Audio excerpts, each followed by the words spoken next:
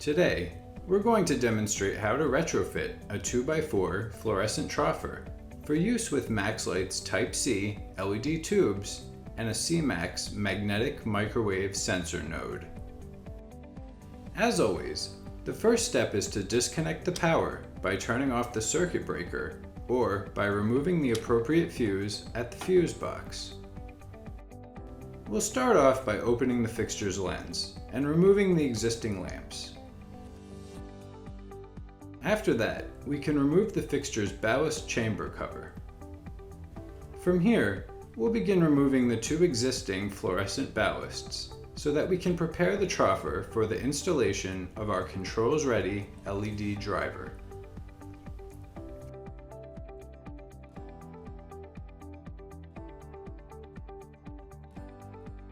Next, we'll begin wiring the driver to the sockets in accordance with the instruction manual.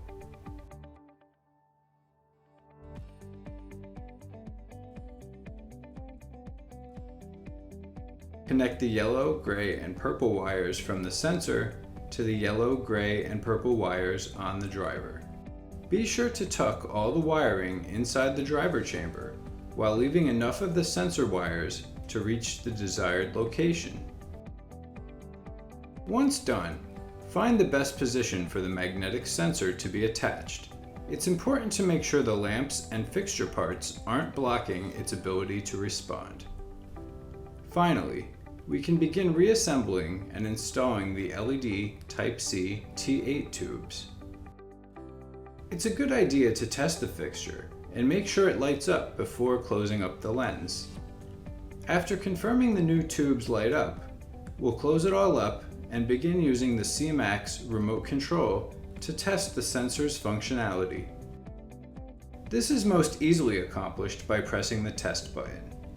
The fixture will flash twice to confirm it has received the command before dimming and eventually turning off.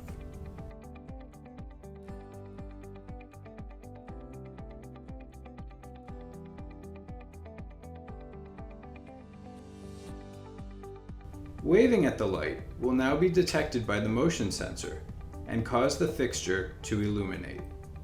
For more information, please visit MaxLite's cMax website using the link located in the description below.